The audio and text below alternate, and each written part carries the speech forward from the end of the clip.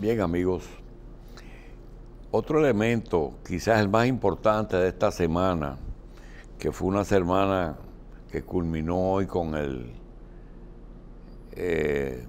meeting bajo techo del presidente Fernández, pero que durante la semana, el miércoles, hubo una explosión sin precedentes y la negativa del gobierno de firmar el pacto. Se constituyeron quizás en tres noticias que cargaron mucho la semana. Sin embargo, nos llamó la atención un medio de comunicación que pone de manifiesto que los intereses económicos que a veces actúan en forma de solidaridad empresarial fue más objetivo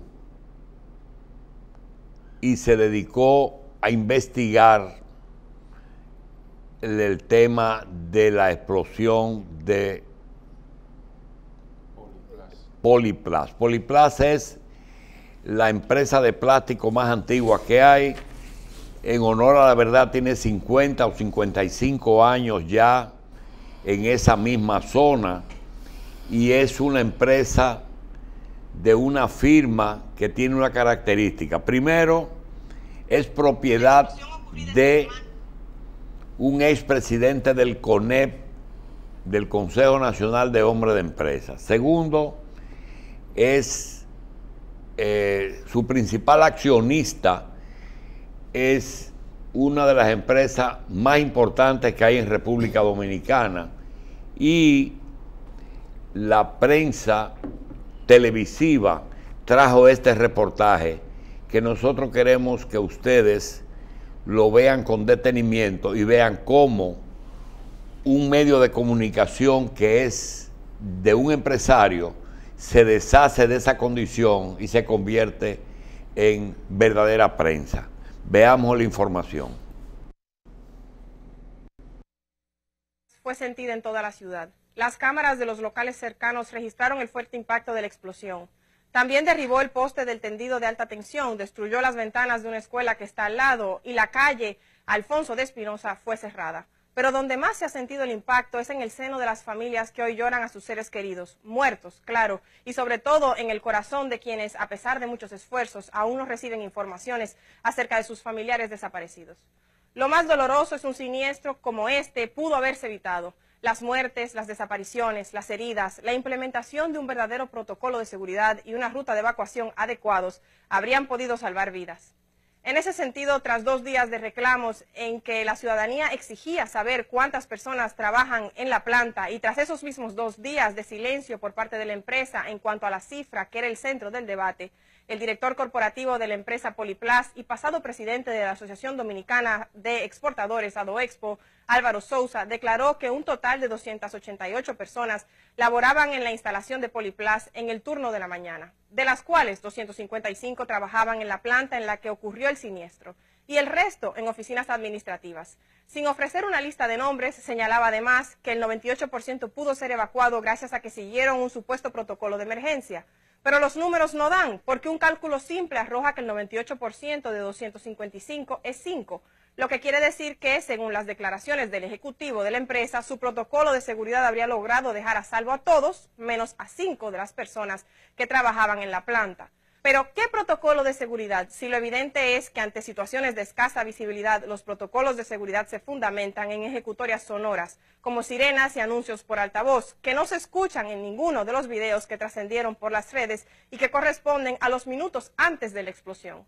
Pero además, en cuanto a las cifras, él mismo reportó que hasta el momento habían fallecido 3 empleados y un contratista, 2 cuerpos no identificados y una persona desaparecida, sin que en sus declaraciones indicara si la persona desaparecida era empleada de la empresa.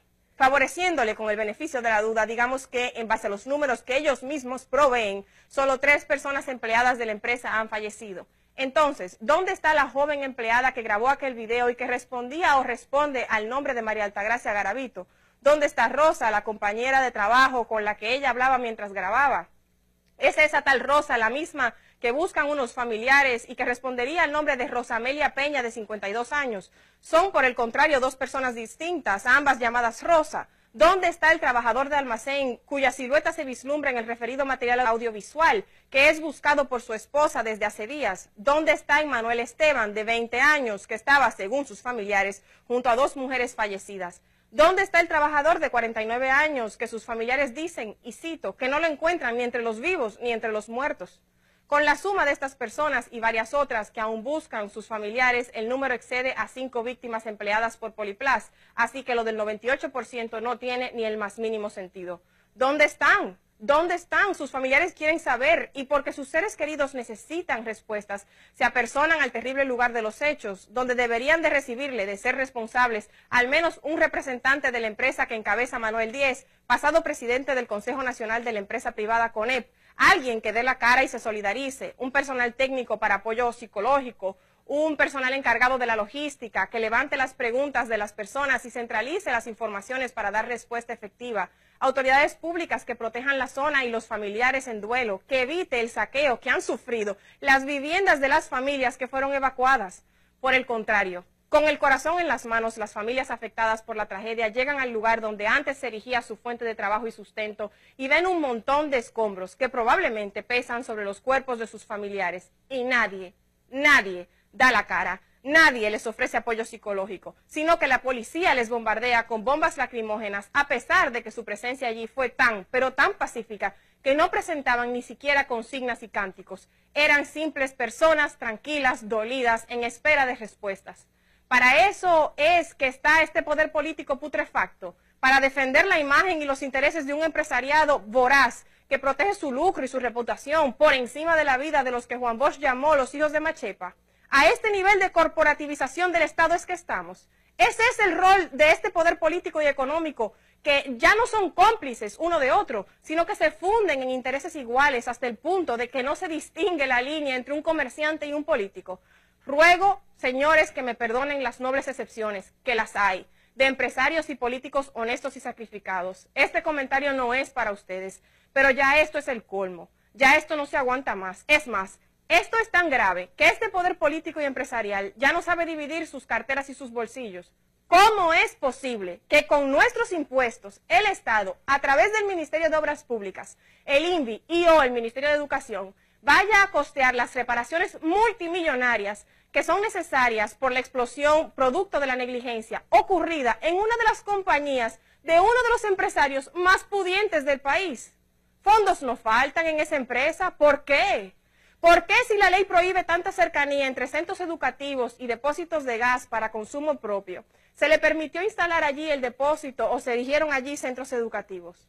Si el director del Cuerpo de Bomberos del Distrito Nacional, Rafael del Rosario, dijo que, según las informaciones preliminares, la explosión se produjo tras ignición causada por una onda de calor emanada de la caldera de Poliplas y una fuga de gas propano que era trasegado desde un camión al interior de la fábrica, y que la fuga de gas pudo haberse debido a un mal manejo en el llenado, ¿por qué no se investiga qué compañía suplía el gas? ¿Qué empresa multimillonaria y qué interés económico se sentiría incómodo con esa parte de la investigación? ¿Por qué las autoridades estatales no han anunciado o abierto una investigación para establecer responsabilidades civiles y penales? En fin, estas componendas enferman a cualquiera. Así que ayudémonos entre nosotros, hijos e hijas de Machepa. Vamos a buscarlos y vamos a buscarlos bien. Para eso tenemos que tener organizado y claro a quiénes buscamos. Elaboremos una lista de nombres. Por favor, escríbanme a cualesquiera de mis redes sociales, Caro Santana S, en todas las plataformas, e indíquenme el nombre y la edad de quien buscan. Pueden enviarnos fotos y descripciones. Habilitaremos un espacio digital con la lista e iremos cotejando a medida que progrese la investigación, porque así, denunciando y preguntando a las cámaras de los medios, sin que nadie responda, con cuerpos sin nombres y nombres sin cuerpos, no habrá consuelo. Bien, doctor. Ahí usted tiene una noticia, un reportaje, un editorial y un servicio público. Así mismo es. ¿Verdad? Sí. Cubre todo. Y nosotros solamente queremos añadir algo. Las tragedias son tragedias. Y aunque se pueden evitar, hay que decir que en el caso de Metaldón, Metaldón llegó primero que la contaminación, que los barrios que lo rodearon. Y Poliplas llegó primero que los barrios que los rodearon, pero cada día se hace más necesario la ley de uso de suelos. Y segundo, hay que hacer notar que el presidente de Poliplas es un joven, hijo de la familia 10, que son los dueños de los 3 principales edificios que una vez se constituyeron en las construcciones más altas de la capital, que estaban en el Conde, el edificio Vaquero, el edificio 10 y después el edificio Copelo. Ese joven pertenece a un grupo de empresarios que han trabajado en los últimos años en el Consejo Nacional de Hombres de Empresa, señalándole al país lo importante que es la modernización, la observancia de las reglas más elementales de transparencia y buen ejercicio del comercio, de la industria y de la empresa. Sin embargo, todo parece indicar que las cosas en casa no andaban a la altura de las exigencias que ellos le viven haciendo, tanto al gobierno como al resto del sector privado. Es decir, que estamos frente a una situación que, según ese reportaje, requiere de mayor explicación. Bien, señores, el presidente de la República en el día de hoy estaba en las matas de Santa Cruz, extendiendo su mano amiga del gobierno a 200 parceleros del municipio, quienes mejorarán sus condiciones al recibir apoyo para la producción y comercialización de arroz ecológico. Se trató de una visita sorpresa, la número 229, que realiza el presidente para acercar el gobierno a las comunidades. Eso ocurrió en las matas de Santa Cruz. Al mismo tiempo, mejorarán las condiciones de 64,000 personas en las comunidades de Guayubín, las matas de Santa Cruz, Castañuela, Santa Cruz, Palo Verde, Loma de Castañuela, Carnero, Recta de Sanita y Los Conucos. También se anunció energía eléctrica 24 horas y reparación de caminos vecinales y carreteras, construcción de un politécnico y un autobús para estudiantes y el otorgamiento de títulos definitivos. Ahí vimos al señor José Dantes anunciar la entrega ayer de títulos en Monteplata. Quiero decir que anunciaron 550 títulos y nos llama la atención cómo es posible que si los tres brazos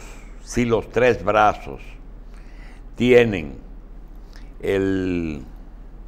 la solución de 4,000 nuevos propietarios, como decía Dantes, ¿cómo es posible que él mismo haya propiciado que se detenga ese proceso, que fue una forma que no está cerca de lo que se está diciendo? No es verdad